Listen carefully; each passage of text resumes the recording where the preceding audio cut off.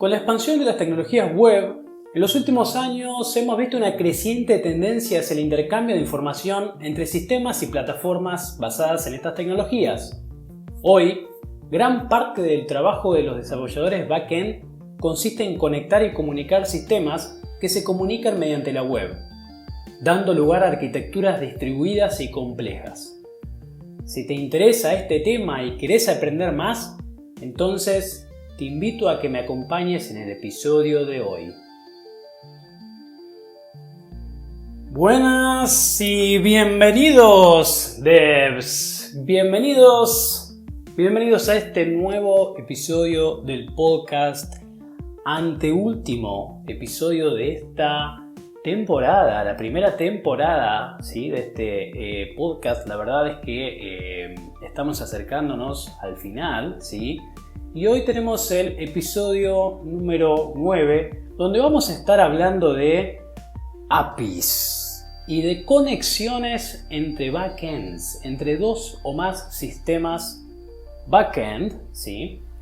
Vamos a estar hablando de APIs web. Vamos a estar hablando de protocolos, ¿sí? Y de cómo un sistema se conecta con otro, ¿sí? Mediante internet, justamente mediante los mismos protocolos un poco que venimos usando en la web. Vamos a hablar de REST APIs, ¿sí? Y de Web APIs en general, ¿sí? Yo diría más de Web APIs, ¿sí? Y de cómo es la modalidad para comunicar dos sistemas. Y más adelante, quizás en alguna otra edición, vamos a cubrir más en detalle APIs REST, ¿sí? Así que bienvenido al podcast, ¿sí? Aprovecho para saludarte y para mandarte un gran abrazo, ¿sí? Recordá que este podcast es para vos, es para ayudarte a entender temas complejos o para darte una gran introducción hacia lo que es el desarrollo web backend, ¿sí?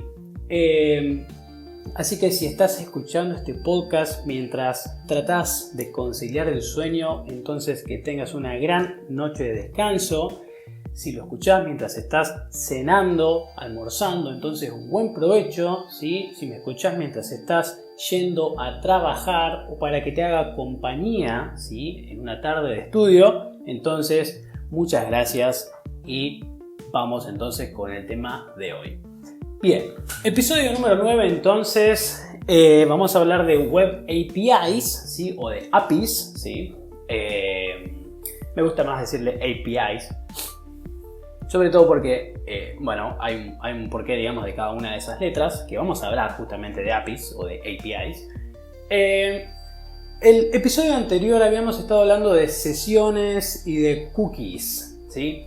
Básicamente las sesiones eran como el mecanismo que nos permitían registrar o almacenar o guardar estado del usuario y de su justamente de su conexión con un sistema, para evitar justamente tener que estar como pidiéndole al usuario la contraseña para cada página, para cada funcionalidad que quiera utilizar en el sistema, en un sistema web, ¿sí? Y para eso entonces manteníamos información del usuario guardada en el backend, ¿sí?, en algún lugar, cuando el usuario iniciaba justamente sesión enviando sus credenciales, ¿no?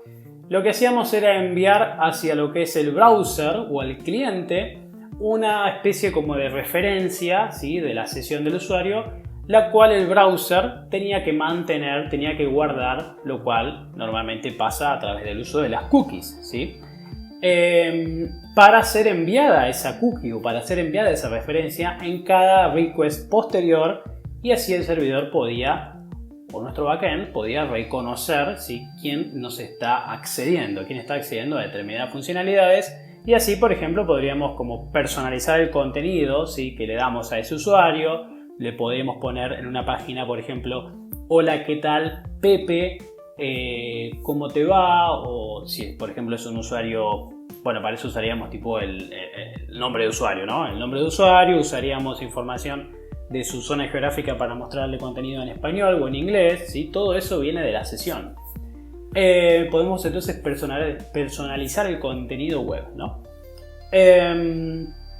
Bien, y todo esto alrededor de lo que habíamos denominado sistemas web stateful, ¿sí? O que tienen estado, porque fíjense que en el servidor, en el backend, estamos guardando estados, ¿sí? Estamos guardando la sesión justamente.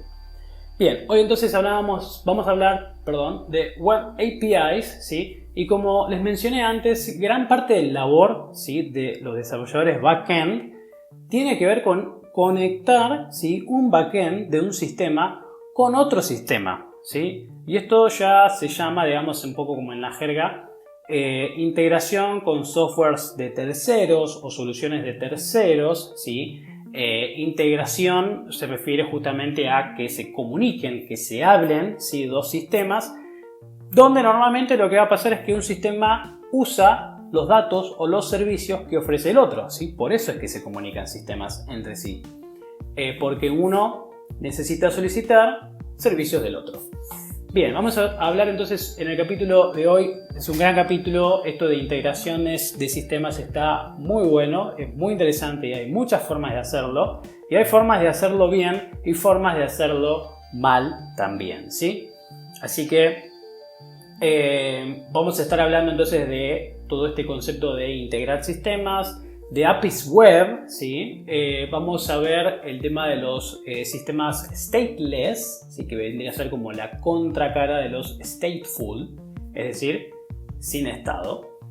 Y vamos a hablar de sistemas distribuidos en general, ¿sí?, donde ahí vamos a poder, por ejemplo, mencionar un poquito sobre arquitectura de microservicios y cuáles son los desafíos y los problemas más comunes que tenemos que enfrentarnos en el día a día cuando hablamos de sistemas así que están distribuidos, ¿no? Que también vamos a mencionar qué son los sistemas distribuidos, obviamente. Bien, mucho entonces tenemos para ver, ¿sí? Recordemos que como es la primera vez que hablamos de esto, vamos a hacer un episodio un poco más introductorio, porque la verdad es que hay muchísimo contenido. Pasa lo mismo que con bases de datos, hay mucho contenido, ¿sí? Entonces, y no podemos meter todo en un solo episodio porque si no se hace un episodio de 10 horas, ¿sí? Bien, integraciones entre sistemas. Vamos con un caso práctico, ¿no? Muy común en la práctica, en el día a día, ¿sí?, que tengan que integrar su sistema con otro. Bien, supónganse que estamos trabajando en un sistema, ¿sí?, en un sistema web que tiene su backend, que tiene su parte de frontend también, ¿sí? Y, por ejemplo, por poner un ejemplo concreto, puede ser un e-commerce, ¿no?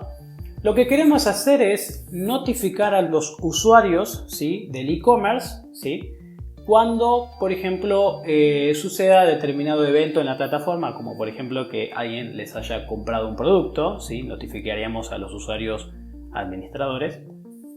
O, por ejemplo, cuando se haya preparado y enviado una orden, ¿sí?, con productos para ser enviada, ¿sí?, para ser procesada por todo el tema de shipping. Queremos notificar al usuario que nos compró, ¿no?, y queremos enviar un mail. Ese es el feature, digamos, o el punto que queremos abordar. Queremos enviar notificaciones por mail. Bien, nosotros tenemos nuestro sistema web que está construido en determinado lenguaje de programación, ¿sí?, o con determinado framework, y tenemos que ser capaces de enviar emails a los usuarios cuando ocurren determinados eventos. Bien, tenemos dos opciones, ¿sí? La primera es, adquirimos la infraestructura y preparamos, configuramos nuestro propio servidor de SMTP, que ese básicamente es como el protocolo o la tecnología de comunicación que utilizan los servidores que procesan emails, ¿sí?, los que envían emails.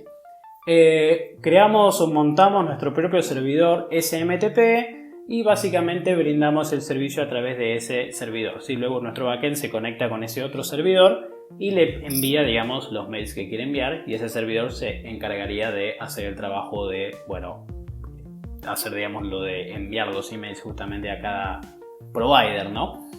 Esto obviamente es muy costoso, ¿sí? Esto es algo que no hacemos en la práctica, porque es costoso, porque requiere configuración y mantenimiento de personal especializado más en el protocolo SMTP, ¿sí?, y en un montón de cuestiones de hardware también, ¿sí?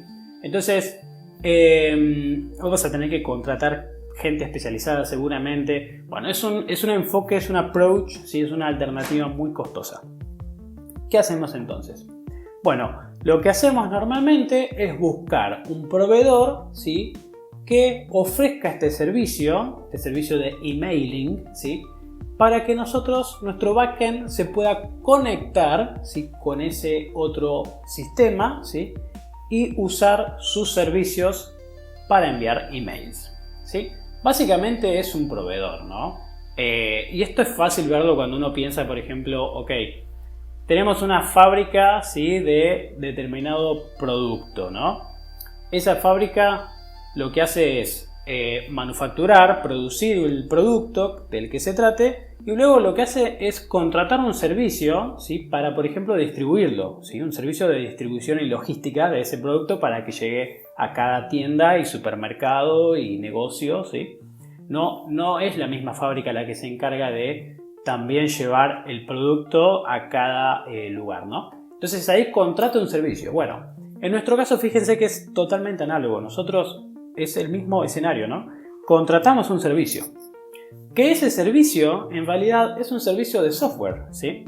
Entonces nosotros vamos a estar contratando básicamente una solución de software que alguien más ya hizo y está vendiendo, ¿sí? Bajo algún esquema de pago, por ejemplo, por suscripción, ¿no? Es decir, yo me suscribo, yo, digamos, cliente o digamos yo con mi propio sistema necesito poder enviar emails, lo que hago es contratar un servicio de un tercero pagando determinado monto por mes, por ejemplo, o por hora de uso, ¿sí? La verdad es que hay muchos esquemas distintos de pricing.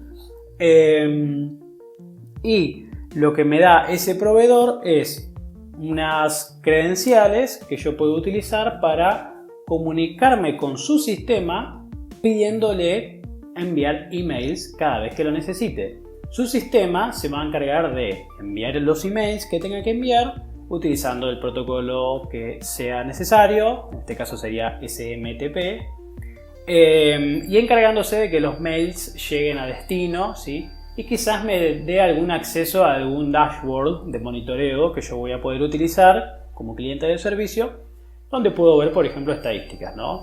Tanta cantidad de mails enviados, tanta cantidad que no llegó a destino, etcétera, etcétera.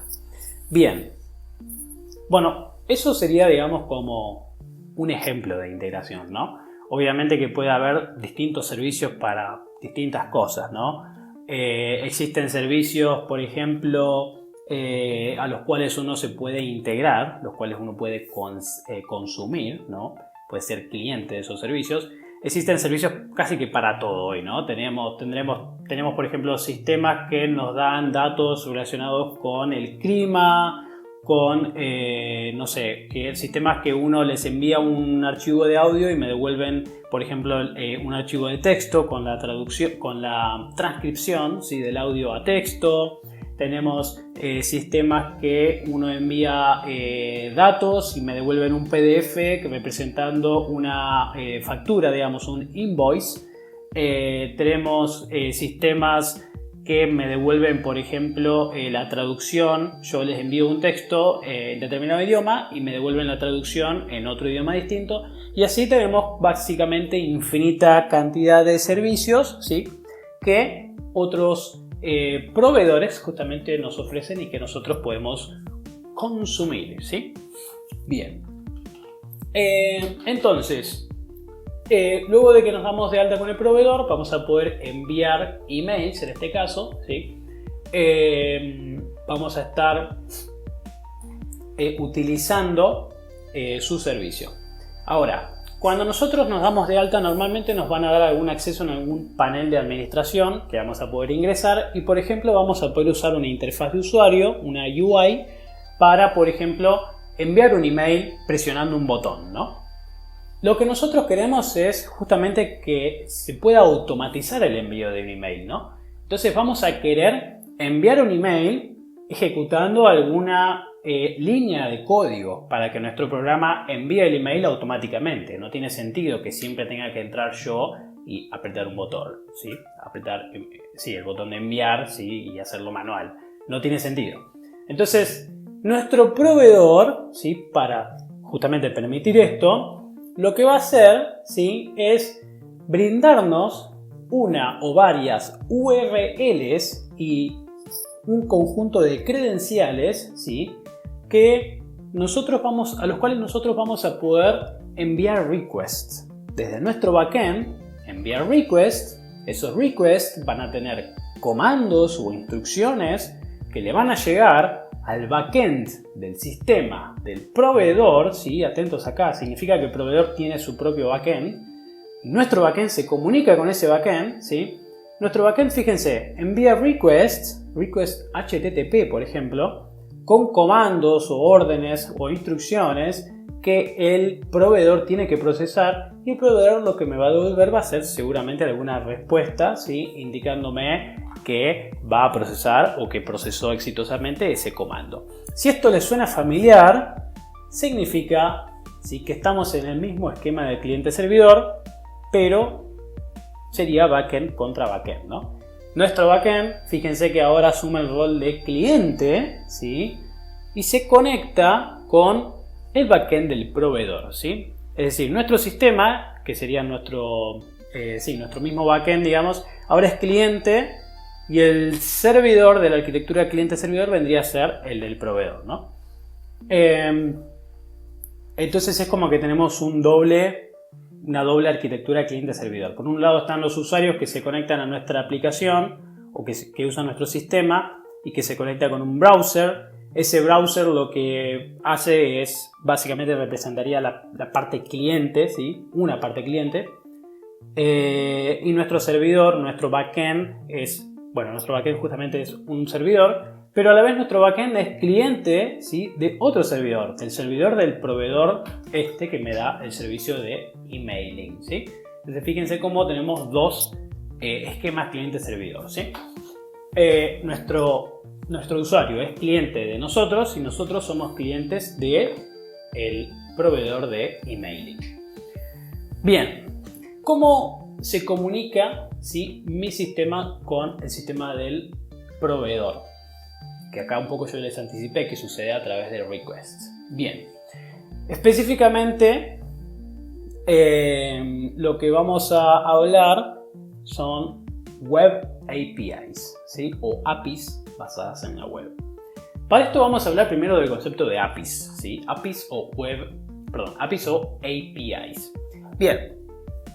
Y esto me gusta siempre aclararlo porque me ha pasado de trabajar con algunos, digamos, colegas que uno les menciona el término API y enseguida está pensando en API REST y así, ¿no? Y en realidad API es un concepto un poco más general.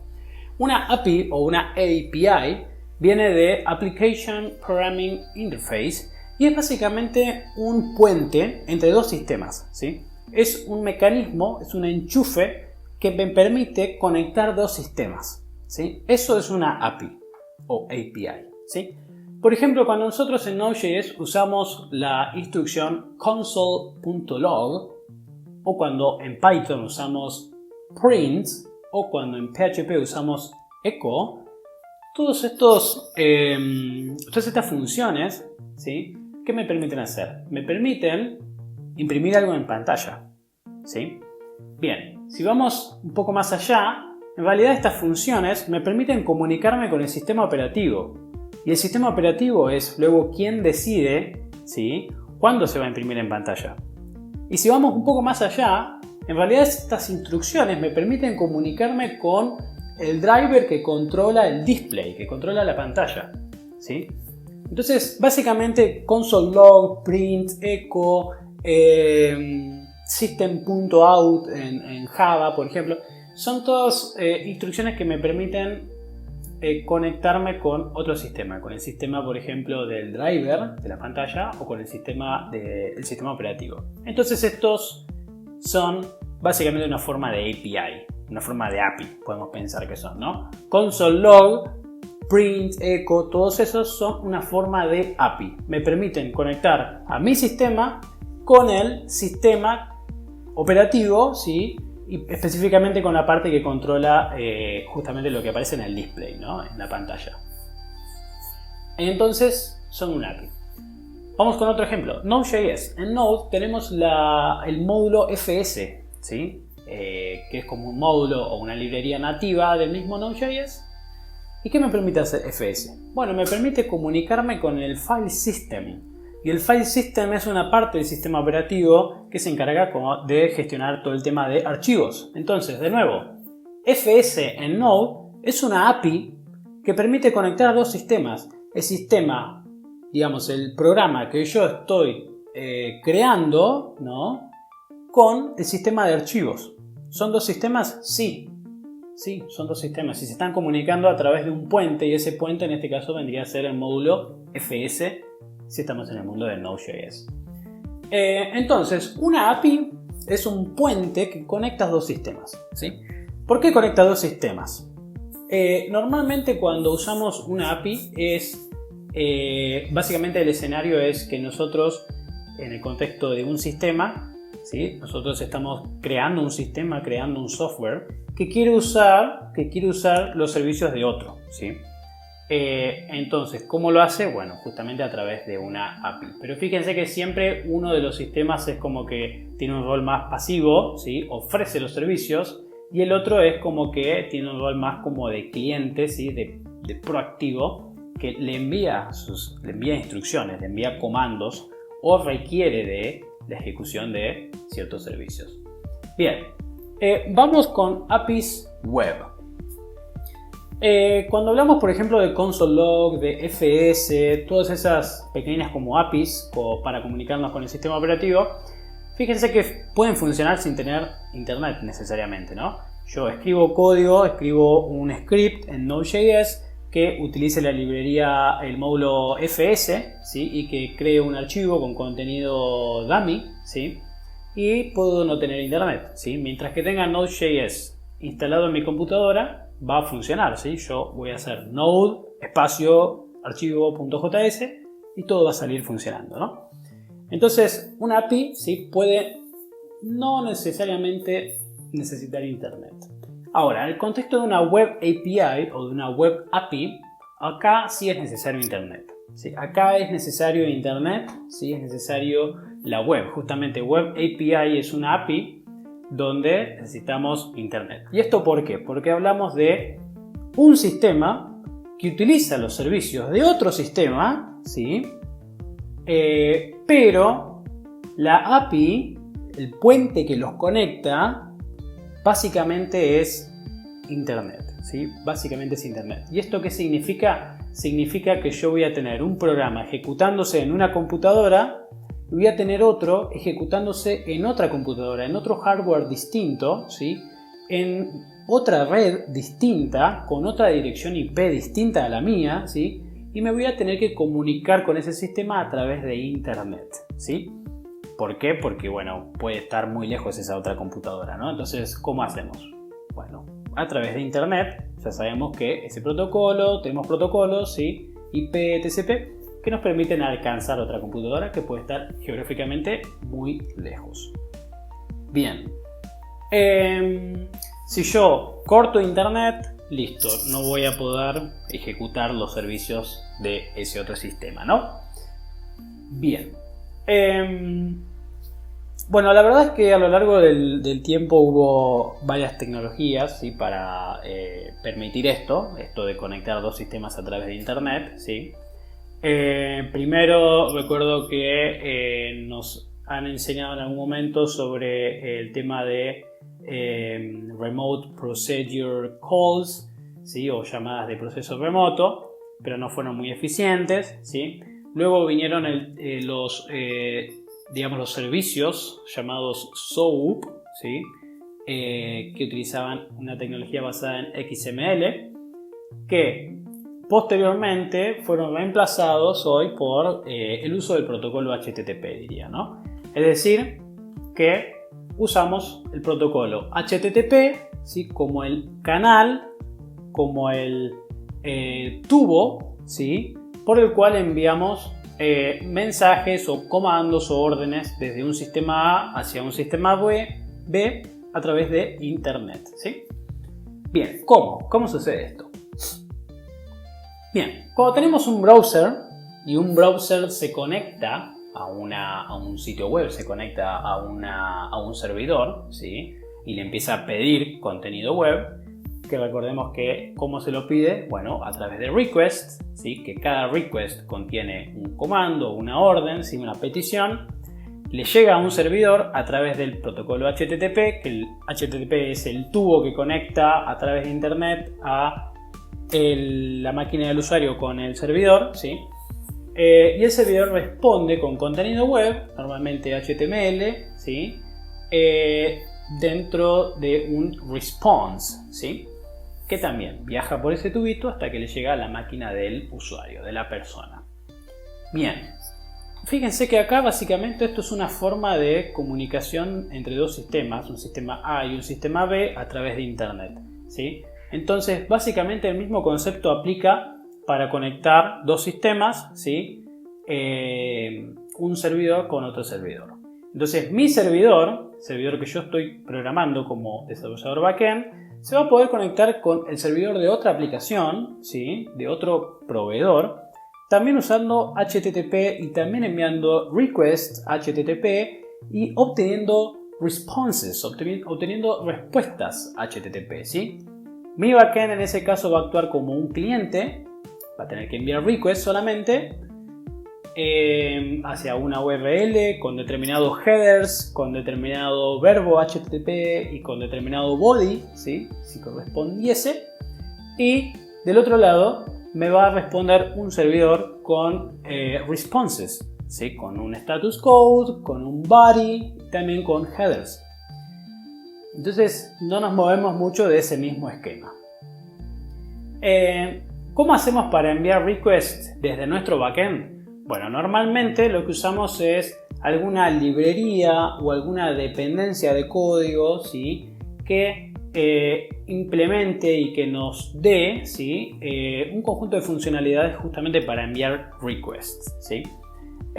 Por ejemplo, una muy común para Node.js y JavaScript en general es la librería Axios, ¿sí? Que hoy ha sido o está siendo reemplazada por Fetch, que ya es como nativa. Pero cada lenguaje de programación, digamos, podemos encontrar siempre las librerías más usadas.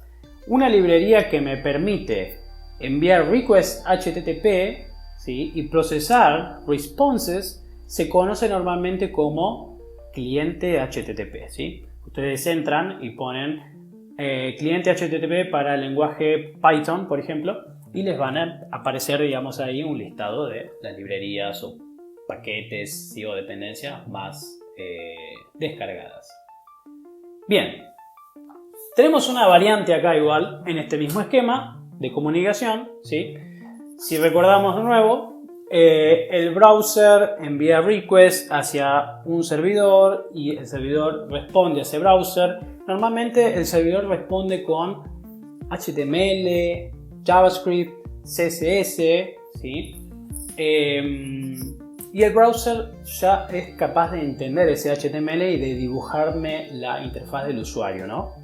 Ahora, en este contexto donde yo tengo que comunicar un backend con otro backend, no tiene sentido utilizar HTML, ¿sí? Porque mi backend, cuando reciba una respuesta que traiga HTML, va a tener que de alguna forma parsear ese contenido, ¿sí? No va a renderizar una interfaz del usuario, porque eso solo tiene sentido cuando tenemos un usuario humano, ¿sí? Que tiene que ver la información presentada de una forma linda y ser capaz de ver colores y hacer clic en botones y demás, ¿no?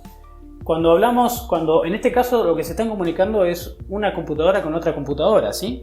Un programa, un backend con otro backend, ¿sí? Entonces no tiene sentido utilizar, por ejemplo, HTML, CSS, ¿sí? Y JavaScript cuando un backend le envía una respuesta a una orden que le envió otro backend, ¿sí? Como es nuestro caso acá del ejemplo que tenemos donde nuestro backend, sistema A, se comunica con un proveedor de servicios de emailing, sistema B.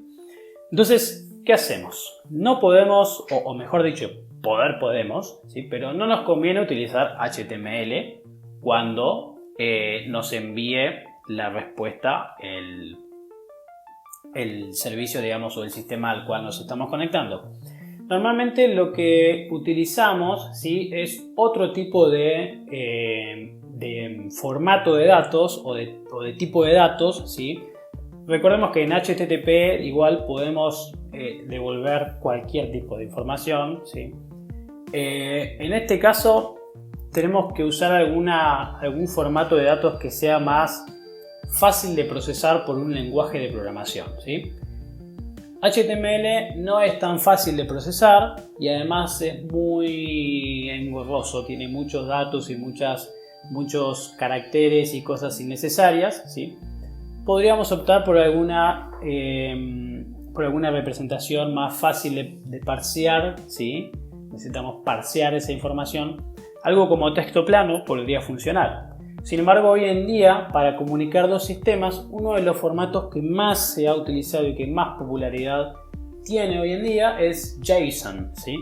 Que JSON es simplemente un formato de texto, ¿sí? Que básicamente es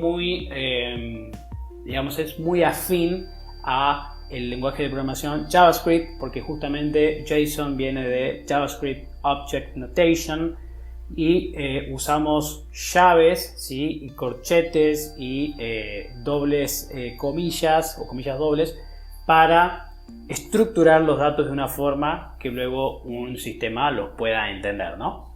Hoy los lenguajes de programación todos vienen con funciones y con utilidades para parsear JSON y, por ejemplo, desde un texto escrito en el formato JSON obtener un objeto, ¿no?, o una variable con datos según lo que me mandaron según lo que parseé, mejor dicho, o procesé dentro de ese JSON. Entonces, esto es simplemente para tener en cuenta, ¿sí?, que cuando dos backends se comunican, normalmente se hablan en algún formato compatible con las máquinas, ¿no?, en algún formato así como estructurado. Normalmente JSON, ¿sí?, o mejor dicho, uno de los más utilizados, JSON. Bien, vamos a hablar un poquito de los sistemas stateless.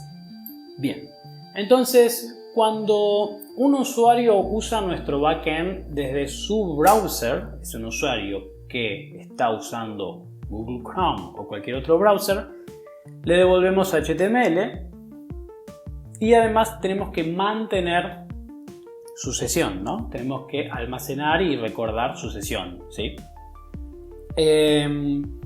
Ahora, cuando nos usa un sistema, ¿sí?, cuando nuestro usuario en realidad es otro sistema, ¿sí?, si nosotros estamos desarrollando un sistema que va a ofrecer un servicio para que consuman otros sistemas, ¿sí?, por ejemplo, nosotros somos ahora el proveedor de servicios de email, lo que tenemos que pensar es que eventualmente pueden ser muchos sistemas los que nos estén enviando requests, ¿sí?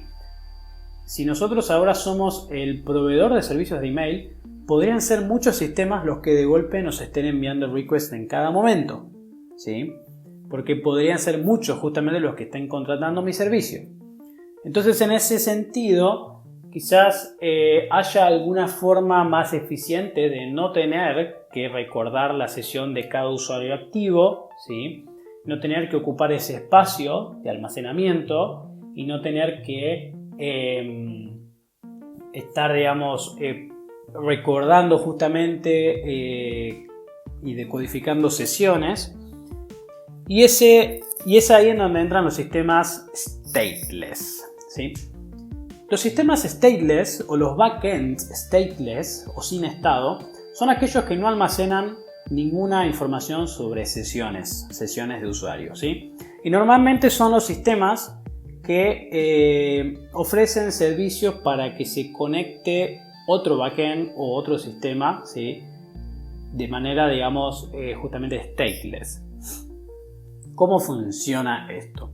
Bueno, si nosotros somos el backend que ofrece el servicio en cuestión, lo que podríamos hacer es que en vez de, o sea, cuando identificamos al usuario, cuando nos envían, por ejemplo, usuario y contraseña y nosotros chequeamos en una base de datos que ese usuario existe y que puede acceder a determinados permisos o funcionalidades en el sistema, lo que podemos hacer es a esa información codificarla, ¿sí?, codificarla de una manera segura y devolver, ¿sí?, un determinado token o código, ¿sí?, temporal hacia el cliente, ¿sí?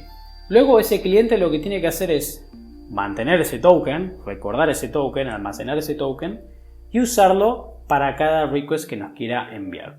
La diferencia, digamos, con el tema de las sesiones es que cuando usábamos sesiones, el cliente se guardaba como también era un token, pero era como un Session ID, ¿sí? Era un identificador de sesión.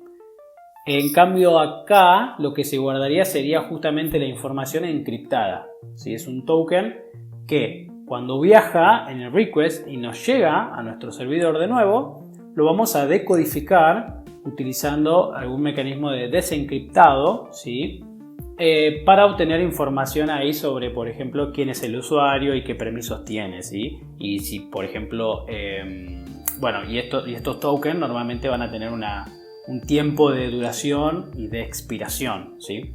Una vez que el token expire, ahí directamente devolvemos un error y el cliente va a tener que nuevamente enviar su usuario y contraseña o solicitar un nuevo token válido. Hay un estándar, ¿sí?, que permite implementar de manera fácil todo esto que vengo hablando del token y de la autenticación stateless, que es el estándar JWT, ¿sí?, de JSON Web Token.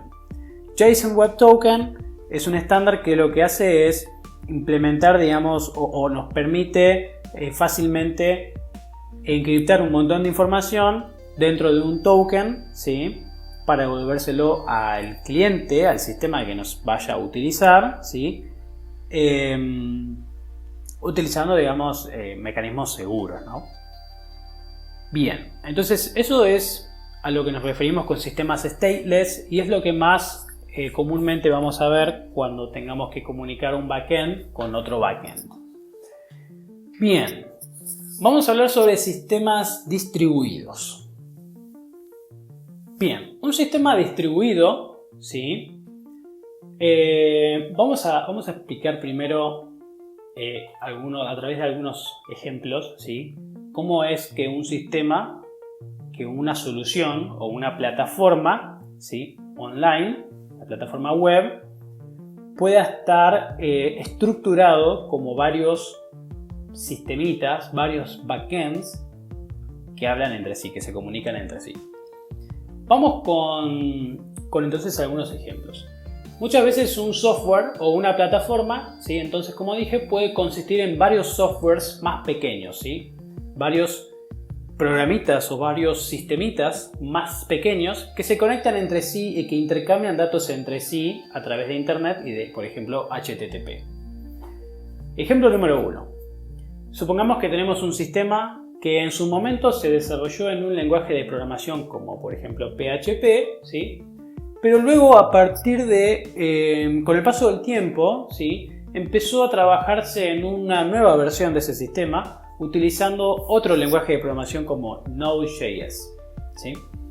Sin embargo, el sistema de Node.js se comunica con el de PHP para ejecutar ciertas funcionalidades que todavía no están en el sistema nuevo, pero sí están en el sistema viejo, ¿sí?, todavía no se migraron. Ese, por ejemplo, puede ser un caso en el cual tenemos entonces dos sistemas, el nuevo y el viejo, ¿sí?, el viejo en PHP, el nuevo en Node.js, y nuestros usuarios se comunican siempre con el sistema nuevo, ¿sí?, pero por atrás, detrás de escena, nuestro backend del sistema nuevo, del sistema de Node.js, para determinadas funcionalidades se comunica con el backend del sistema en PHP, ¿sí?, pidiéndole la ejecución de ciertos servicios o funcionalidades que todavía no están en el sistema nuevo, ¿sí? Ese, por ejemplo, es un caso donde tenemos dos sistemas que hablan entre sí, ¿sí?, que están integrados a través, por ejemplo, de HTTP. Bien, ejemplo número 2. El ejemplo número 2, por ejemplo, fíjense, este caso está muy bueno. Tenemos un sistema desarrollado en un lenguaje de programación, por ejemplo Java, ¿sí?, y queremos desarrollar una funcionalidad para el procesamiento y el cálculo de datos y tiene que ser capaz esa funcionalidad de trabajar con grandes volúmenes de datos y de información, ¿sí? ¿Qué hacemos? Sabemos que Python es un mejor lenguaje de programación y tiene todo un ecosistema para lo que es el manejo de grandes volúmenes de datos.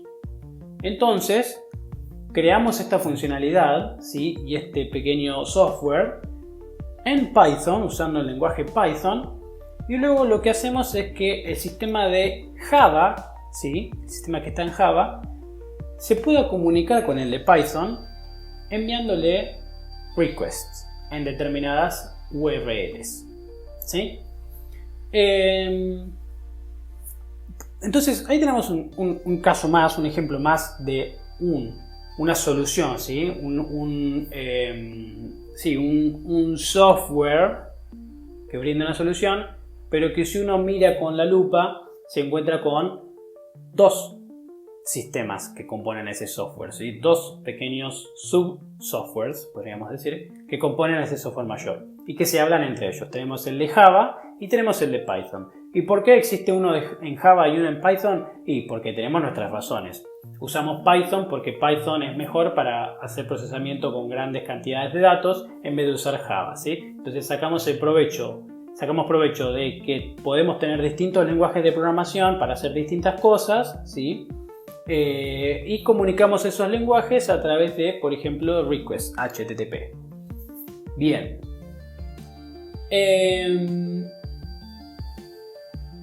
Cuando sucede alguno de estos dos escenarios, o cualquier otro más, ¿no? Yo acá mencioné dos, pero podría haber varios más, ¿sí?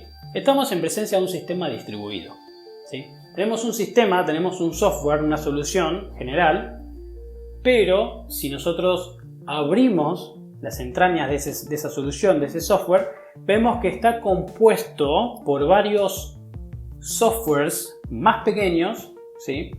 Que se comunican entre sí, ¿sí? Son partes que se comunican entre sí a través de internet, del protocolo, por ejemplo, HTTP, y además podría cada uno estar ejecutándose en su propio hardware, ¿sí? O sea que acá podría cada uno de esos sistemitas, ¿sí? Podría estar ejecutándose en su propio hardware, con su propia dirección IP, ¿sí? Con sus propios procesos y su propia memoria RAM y su propia CPU, ¿sí?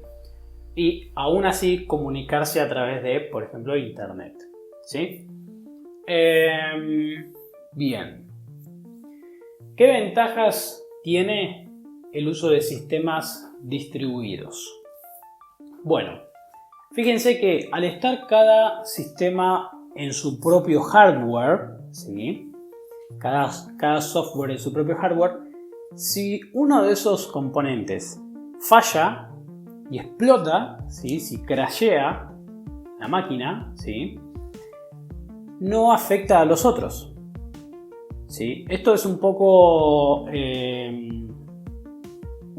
hasta ahí nomás, ¿sí? Es un poco... En la práctica la verdad es que no es tan así, ¿sí? Pero bueno, eso podría ser una ventaja, ¿no? Si de pronto y de golpe uno de esos sistemas falla, no afectaría a los otros porque los otros están ejecutándose en otro hardware distinto, ¿sí? Segundo, si uno de esos sistemas requiere tener más poder de cómputo, más CPU o más memoria RAM, ¿sí? O al revés, no está utilizando todos los recursos computacionales, lo que podríamos hacer es simplemente configurar, ¿sí? ese hardware, el hardware de ese componente en específico y, por ejemplo, darle mayores prestaciones o recortarle las prestaciones sin afectar a los otros, ¿sí? Tercero, ¿sí? Cada uno de estos softwares podría estar desarrollado en un lenguaje de programación distinto o utilizando tecnologías distintas o tecnologías de bases de datos distintas, ¿sí? De acuerdo al propósito en específico que tiene que resolver, al problema en específico que tiene que resolver, ¿sí? Como el que vimos en el ejemplo de Java y Python. Es decir, que no me caso con un solo stack, con un solo lenguaje o conjunto de tecnologías. Y otra de las ventajas es que me podría permitir tener equipos de trabajo de devs súper especializados en determinados temas, ¿sí? Y tener, por ejemplo, un equipo para un componente, otro equipo para otro, otro equipo para otro, ¿sí? O sea, distribuir mis desarrolladores. Ahora, este tipo de arquitecturas, ¿sí? Normalmente tiene ciertas desventajas. Y una de ellas, y yo creo que sin dudas la mayor desventaja, tiene que ver con la complejidad técnica, ¿sí? Y la cuestión es que acá es fácil pensar en un backend que simplemente usa servicios de otro backend para el envío de emails, ¿no? Porque, por ejemplo, si solamente me conecto con otro sistema para enviar emails, ¿sí? No tengo que pensar en un montón de casos, de escenarios donde, por ejemplo, falle el envío del email. Incluso hasta enviar un email podría en algunos casos no ser tan importante, ¿sí? Entonces podríamos aceptar que falle, ¿sí? Y no pasa nada.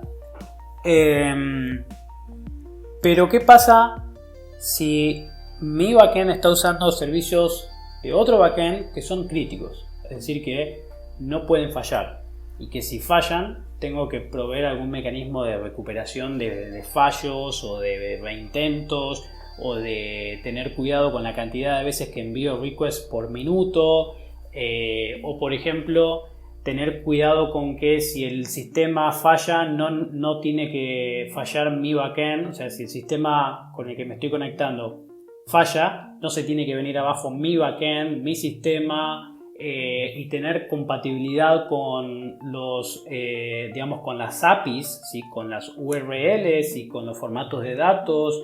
Si el día de mañana el proveedor, cambia algo en los datos que me envía o los datos que espera, ¿sí? En la interfaz, le llamamos a eso, la interfaz del servicio, entonces mi sistema tiene que poder adaptarse a ese cambio y tiene que seguir funcionando bien, ¿sí? No tiene que fallar. Bueno, empiezan a entrar un montón de factores y acá las cosas se pueden volver muy complejas, ni hablar si hablamos de una arquitectura de microservicios, ¿sí? En la cual básicamente tenemos como muchos de estos componentes de software distribuidos. Ni hablar la complejidad que puede haber en escenarios así, ¿no? Entonces, sin dudas, esta es una desventaja, ¿no? Que se vuelve muy complejo y ustedes, como desarrolladores de software, uno de los mindsets, uno de los chips que tienen que tener siempre en su cabeza es siempre criticar las soluciones complejas, ¿sí? Nosotros somos desarrolladores de software porque básicamente queremos implementar abstracciones, ¿sí? Queremos resolver problemas de una forma que sea simple de entender, que sea digamos, fácil de hacerle cambios, fácil de entender, fácil de seguir el flujo de lo que se está ejecutando en cada momento. Entonces, cuestionen las soluciones complejas, ¿sí? Porque quizás existe una forma más simple de hacer las cosas, ¿sí? Y no la estamos teniendo en cuenta. Segunda desventaja, los costos. Y la cuestión tiene que ver con, al tener varios softwares, cada uno de ellos ejecutándose en una pieza de hardware distinta, el hardware normalmente es mucho más costoso que el software, ¿sí? Así que se van empezando a acumular costos, ¿sí? Así que eso es un punto clave a tener en cuenta. Bien, vamos ahora ya cerrando un poquito el episodio de hoy. La verdad es que no llegamos a cubrir mucho de un montón de cuestiones, ¿sí? de APIs RESTful, ¿sí? de técnicas, ¿sí?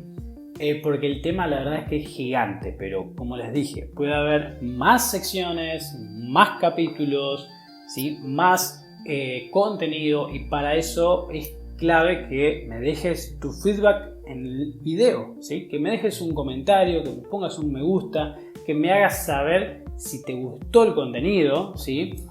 Si aprendiste algo nuevo, ¿sí? Eso es clave porque me da el feedback para saber qué tengo que ajustar, ¿sí? Y poder seguir agregándote valor. Bien, vamos con algunos tecnicismos finales. Tecnologías de APIs web. Como les dije entonces, cuando hablamos de Web APIs o de APIs web, conectamos dos sistemas utilizando algún protocolo de comunicación a través de Internet. Normalmente, cuando conectamos dos sistemas usando HTTP, que es como el caso más popular, creo yo, que he visto, que esos dos sistemas se hablen a través de HTTP, lo que hacemos es implementar, justamente, uno de ellos pasa a ser el cliente y el otro el servidor, y uno envía requests y el otro envía responses. El cuerpo de las respuestas normalmente es JSON, pero el cuerpo de los requests también normalmente es JSON. Y acá uno de los estándares que más se utiliza es el de las APIs REST o RESTful. REST es básicamente una especie como de paradigma o de estándar, ¿sí? No es una tecnología REST, no es una librería, ¿sí? No es no es algo que me instalo, ¿sí? REST es un poco como un framework, por así decirlo, ¿sí? No es un framework instalable, sino que es un framework teórico, digamos, o de prácticas. Es básicamente un conjunto de prácticas o de principios que cuando yo sigo esos principios para armar mi API, en esos principios, por ejemplo, tengo todo este hecho de que tiene que ser stateless, entonces no puedo guardar sesiones. Las URLs tienen que tener determinada forma, orientadas a recursos. Tengo que ser consistente en el uso de los verbos HTTP y muchas otras cosas más.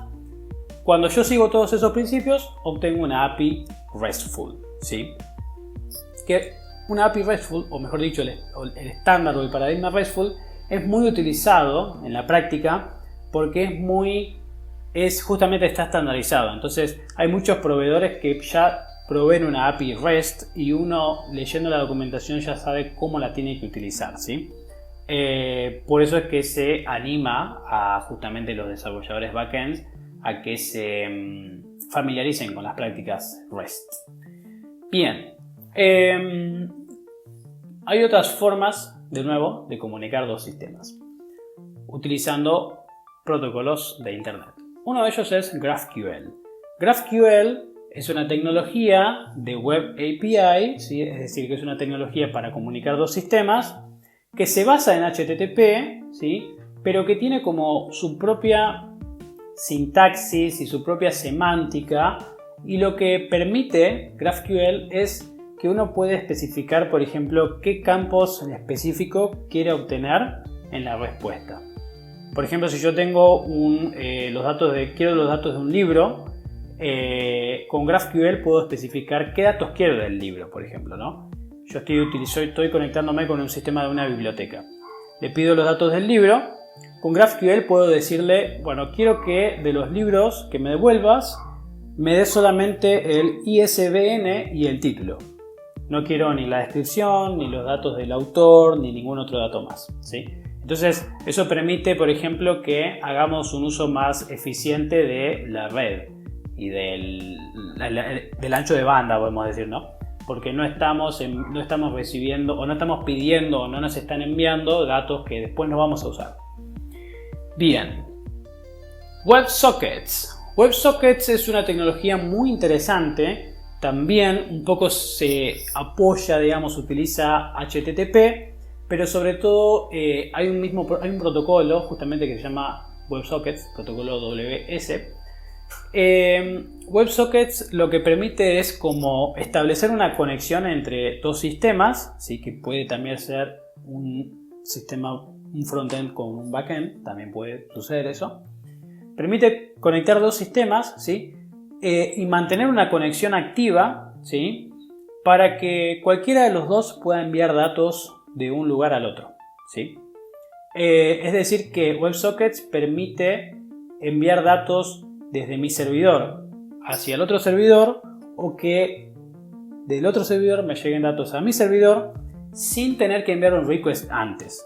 Y esto es muy útil para el tema de las actualizaciones en vivo, ¿sí? Entonces todo lo que tiene que ver con aplicaciones de chat, aplicaciones de trading donde me aparecen en tiempo real cómo cambian los precios de las acciones de las empresas, todo ese tipo de actualizaciones en vivo utilizan WebSockets, ¿sí? Bien. Y el último que tengo para mencionar es gRPC, ¿sí? O gRPC. gRPC es una tecnología bastante nuevita, ¿sí? Que utiliza la versión 2 de HTTP, que la versión 2 es poderosísima del protocolo HTTP, y lo que permite hacer es conectar dos sistemas utilizando el protocolo HTTP y utilizando una comunicación, digamos, un formato de datos binario, ¿sí? Lo cual permite ahorrar un montón de tiempo y aumentar la velocidad de comunicación, ¿sí? Y utiliza un estándar que es el estándar de protobuf, que es un formato de datos que, bueno, un poco lo que hace es sacar provecho de todo lo que es el tipo de datos binario directamente. gRPC también permite, si no me equivoco, que cualquiera de los dos sistemas inicie la comunicación, ¿sí? No está basado en request response también, pero también podría estarlo. Lo único que tiene de desventaja el gRPC es que solo se puede utilizar para comunicar dos backends, es decir, no se puede utilizar para comunicar un frontend con un backend, como sí se puede con las otras dos. Bien, y ya casi estamos llegando a los 56 minutos, ¿sí? Así que con esto ya cerramos el episodio de hoy y espero que este episodio te haya gustado y te haya enseñado algo, te haya ayudado a entender un tema. Hoy hablamos sobre APIs web, ¿sí? Cómo conectar dos sistemas backends y cómo se da el intercambio de información. Hablamos de stateless, hablamos un poquito de arquitecturas distribuidas, ¿sí? Y un montón de cosas. Espero que te haya gustado mucho y si así fue, que me regales un like, ¿sí? Y algún comentario para hacérmelo saber. El próximo episodio vamos a estar hablando sobre despliegues, es decir, cómo subimos nuestro backend a la nube, a internet, para que cualquiera pueda entrar, pueda acceder a nuestro sistema, a nuestro sitio. Y con eso vamos a estar cerrando el podcast. Así que te agradezco mucho por tu tiempo. Seguime en YouTube si te gustó el podcast. También acordate que está colgado en Spotify, ¿sí? Para que lo puedas escuchar desde ahí. Déjame un comment, otra vez te lo pido. Y sin más que agregar, que tengas una fabulosa semana.